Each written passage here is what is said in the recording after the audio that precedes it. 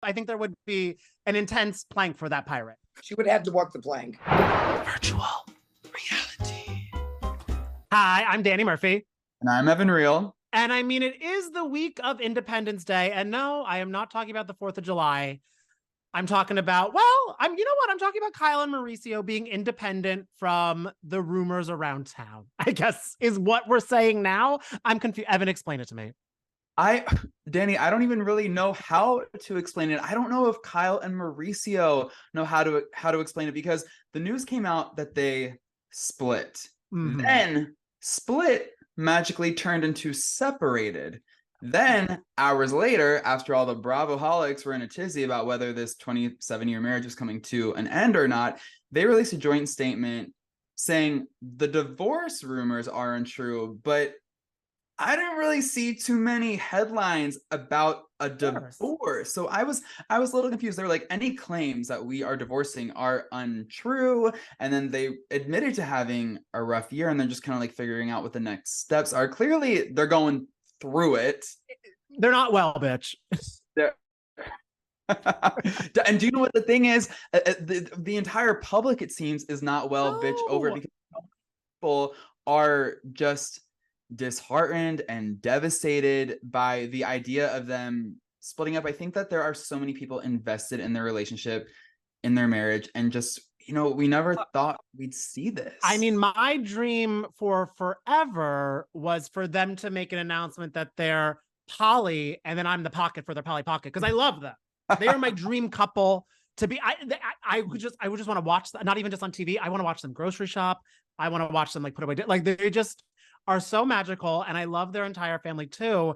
And it's so interesting because I know for months before this even happened, they were dealing with marital rumors going around town, because you were even talking to their daughter about all that and everything. Yeah, I mean, I talked to Kyle and her daughters about it, because at the time, Mauricio, a few months ago, he was on Two Teas in a Pod, and he said that the girls were coming for their marriage, and at the time he was like, we're not splitting up, we're not getting divorced, this is so crazy that they're coming for our marriage yet again, because the cast has come for Kyle's marriage in the past. Brandi Glanville, Lisa Vanderpump, we're looking at you girls.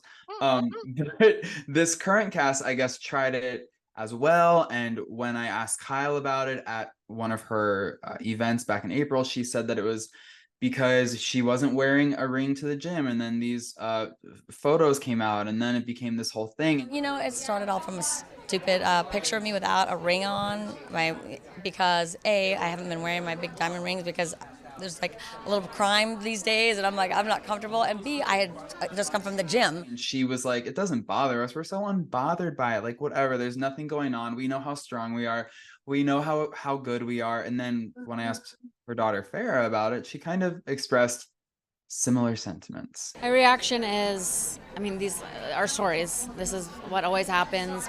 I mean, it is interesting that that's also probably why it was so much harder for her, because I'm sure they've been together for like multiple decades. So I feel they probably might have just had like growing pains as well. And then with everybody kind of like picking at her. And it is interesting that Mo was saying this current cast, because I think Kyle's kind of like besties with all of them too. So I'm really curious to see what is going to play out, because of course cameras are down when all of this news came out, but what is playing out in the upcoming season and how it will be looked at differently with what we know now.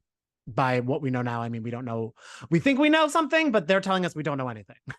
Right. What was the tagline for MTV Diary? Like, you think you know, but you have no idea. What I do know a little bit about Sutton's potential involvement, because when I interviewed Erica Jane a few months ago, she said that Sutton and Kyle got messy. So I don't know if Sutton's involved, but if she is, I'm waving my Slutton flag, because I get involved. Baby, let the games begin. That's what I have to say. And you brought up a great point that I cannot wait.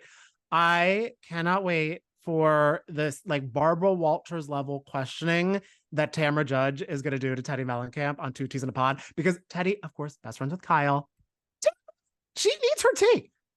That was my first thought, Danny. I was like, the way that Tamra better press Teddy so hard, better squeeze her for all the juice that she has. And I feel like Teddy in her 2 teas in a pod era, she's so open, honest, and vulnerable, and always, seemingly ready to spill the tea. She spilled a lot of tea with us just a few months back. And so I hope she's keeping that energy when discussing Kyle and Mauricio on 2 teas in a pod. I know that it's also probably a really weird situation for her because she really is so close. Like, there is a true, genuine friendship. So I don't think she'll do anything to betray her friend, but I do hope that she is able to offer some real clarity because, Mauricio and Kyle, they were spending the 4th of July together. Fans saw them having dinner wearing rings. Oh my God, hats. They were Indiana Jonesing. Yeah. I was like, what's going on? Okay. Yeah. So I don't know. We'll have to wait to hear Teddy's thoughts, but we did get Gina Kirschenheiter's thoughts. And she had thoughts, feelings, and opinions about the whole situation. Gina Kirschenheiter, Danny and I are so excited to have you on the podcast because you just launched your own podcast, Country Strong, with Shane McAnally, which, by the way, love his name. Gina Kirschenheiter and Shane McAnally. Like, they are, it's a mouthful. I also have to call Evan out. Evan, she didn't remake the movie Country Strong with Gwyneth Paltrow. It's Orange Country. Thank you, Danny. Oh my God. I was going to get there. But if you guys sing Country Strong on it, make a Patreon with that. It's my favorite song. There's definitely an opening there for that, though. So thank you for opening that door. I saw the future, Gina. You did, and it looks bright. The big breaking news in the Bravo world is Kyle and Mauricio. They have separated. We want to get your take on it as someone who has navigated a split in the public eye in the Housewives world specifically. My take is I feel really sad for them. I thought that I watched Beverly Hills, since the beginning. And I think that they seem like they really love each other. Such a great couple. And they've been together for 1,000 years. It's really hard. They're obviously I saw Kyle release a statement. She's being honest. They had the worst year of their marriage. And that happens, right? And that sucks. And I just feel so bad for them. I hope that I hope they figure it out, and I hope they come back together. And if they don't, then that was the right decision for their family. And that's okay too. You just have to decide what's right for you and as a couple and as a family. And I really am starting to realize in my life that, like, this whole, even if you're together for that long, like, you really can just value those relationships. It doesn't have to be so like a tragedy. I don't know if necessarily people are supposed to be in your life forever. Some people are just supposed to be there for the time they're there, and you can still appreciate that, respect that person, love that person for what it was and what you had, and move on to the next chapter. And I'm sure they will figure it out. I'm rooting for them because they're so stinking cute together. Honestly, they really are. Cute on a good day, gorgeous goals, like power, like hotness on a great day, because they are really that couple. Yeah, I believe in that couple. Yeah. It's really sad. I feel really bad. It sucks, and they have kids and they've been together for so long and they're both so hot. It really is. Oh, that part. Yeah, they're both so hot. And not only did I love that Gina told us all of her hopes and dreams for Kyle and Mauricio that we all share, she also gave us a little insight into this week's episode, which I gotta say, Real Housewives of Orange County is fully thriving right now. Oh my God, and Gina specifically, because I feel like she is involved in everyone's drama, and that's no shade to Gina. I think that she is doing all the right things. She's got her Red Bull and her champagne glass, and she's ready to go. And It's country strong. She is country strong. One phrase that I am obsessed with is strange relationship with the truth. If I'm ever caught in a lie, I'm just gonna be like, look, I have a strange relationship with the truth. I don't know what to tell you. Yeah. Right.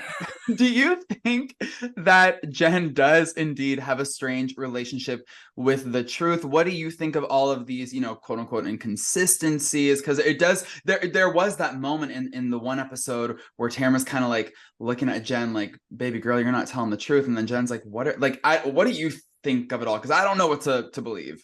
I would say my belief is that anybody who makes very poor decisions that result in hurting themselves and their own families probably have a strange relationship with the truth, because it's probably really difficult to truly 100% own all of that. And I think we need to kind of grant her a little bit of grace for that. And I think had it not it was unfortunate for her, because I feel like usually I am that person in the group who can be like, all right, guys, but she went through a lot, let's get on. But unfortunately, I was so naturally triggered by all of it, because I was on the other side of her situation. I just couldn't be that person for her. And in fact, I think I definitely made it worse. So like, I felt bad about that. But like, really, I just think, who's going to say, oh yeah, I was just a person and now hi, nice to meet you, I'm your new friend and I'm complete shit. Like, nobody's going to do that. And like, honestly, she shouldn't believe that, because she made a mistake. She did own it. She moved on. Everybody's where they're supposed to be. She's raising her children. She's doing her best as a mom. And, it is what it is. It's a part. I always say this, like, it doesn't define her, that doesn't define her. How you rebound from it defines you, I think. And I think she's doing the best she can, and everybody should be really lucky that they're able to get entertained by her going through this process. I mean, you get to peek into something that is behind an iron curtain. And, although you may not respect her for her choices, you should respect it in general that she's willing to share. Right. And it just keeps unraveling, because, first we found out that she cheated in her marriage. Now we're finding out that Ryan has cheated in every relationship he's ever had. The town whore, Tamara called him. Yes, the town whore. The Scarlet Letter. I mean, it's really tough, right? Because she's like, it's not like what did she say? Something about like, not like banging the guy at the gym or something, right? Didn't she say that or something like that? And I'm like, but so. He is that guy, right? Yeah. So it's like, I know. And the thing is, when you meet him, he's really nice. It is weird. I don't get it. I don't get a lot of Jen Ryan. I really don't. And I think that it sounds like maybe prior to coming on the show, he wasn't the best and she was figuring that out. But it kind of seems like now that she is on the show, he's a great boyfriend. Like, at the end of the day, that's like very scary to me. But yeah, I mean, look, you can't ask me, because my perspective is he is a man who is willing to engage in a relationship with a married woman, knowing she was married. There's no boundaries there. So to me, how can you expect him to now be like, oh wait, but now we're together, so I'm gonna have healthy boundaries, when he didn't, even when he started the relationship with you, and I just think that that's the reality of that. That's always going to be a threat. That's always going to be a fear. And I don't think she's ever going to really know. And Jen just has to decide what she wants as to be the standard of what she wants in her life. Yeah. And it seems like she does a pretty good job at, actually, I don't know how she does it, but when they dropped the bomb that he wanted to get it in with Tamara at the gym, like she seemed to process it pretty well. Like, I don't know if it's like denial or delusion, but like whatever it is, it's like kind of working for her. Yeah, I would agree with that. And so like, that was always my point, is like, look, everybody's now said this guy is an asshole and fake and probably going to cheat on you.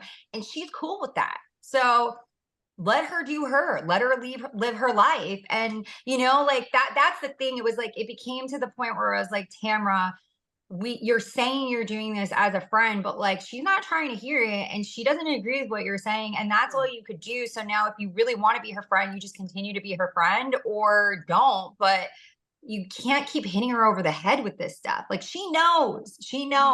It's kind of that thing, like she made her bed and now she's like, I know I have to lie in it.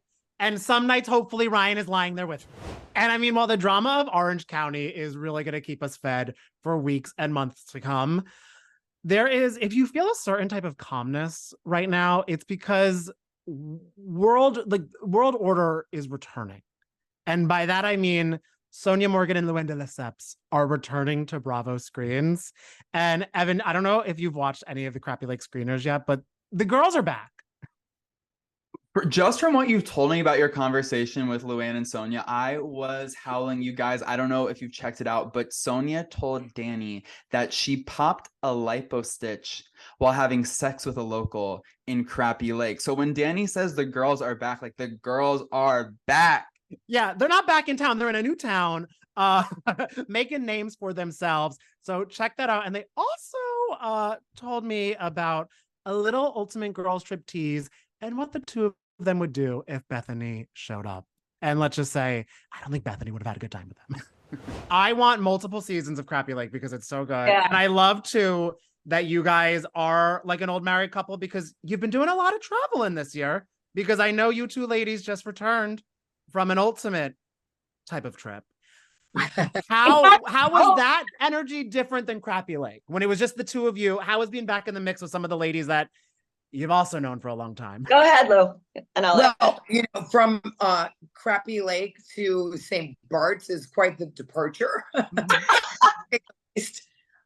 We went from, this small motel room in a small town to St. Bart's, the international island that it is, and French, and I get to speak French again. And it was really a big shift. But it was great to be back with the ladies, be back, sharing a home, back in the same home, by the way, where the pirate story went down.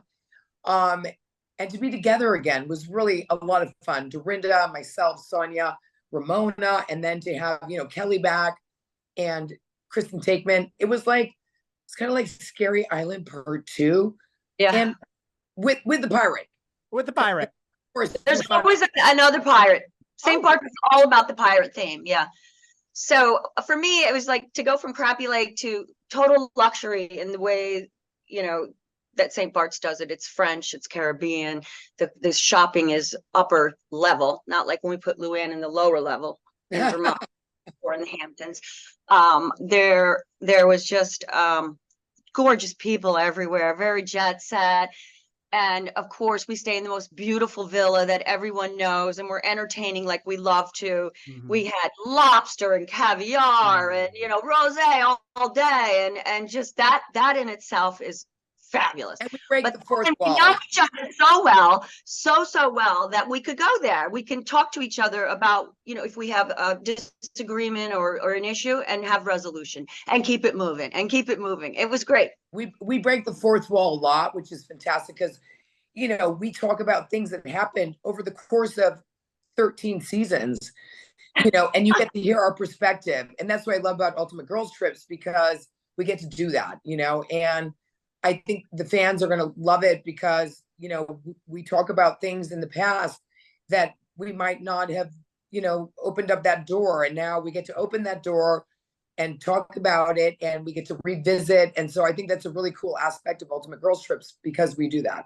That's what I love so much about our viewers have been by our side through everything, up and down, all around. So it's not like, they might not have seen us on camera for a while, but when they get to St. Bart's with us, they're going to be like, well, of course, we know that. Oh, yeah. And also all the Bravo fans are dedicated. They've been keeping up with you guys, even like daily on Instagram and everything like that. And they're also kind of like their own, I always say, like, it's like the show Homeland, where they're like their own detectives and everything. And I know Bethenny laughed it off, but a lot of people thought Bethenny was going to be a surprise guest. What would either of you have done if Bethenny just showed up in a pirate suit there? Well, she's great TV. I mean, we could always use the extra ratings, but we didn't have to have Bethenny or anybody else. This was a very in sync group. It was a perfect group for me. What do you think, Lou? Well, what happens to pirates? Sometimes they go down with the ship. So, Bethenny came as a pirate. She'd go down with the ship. Okay.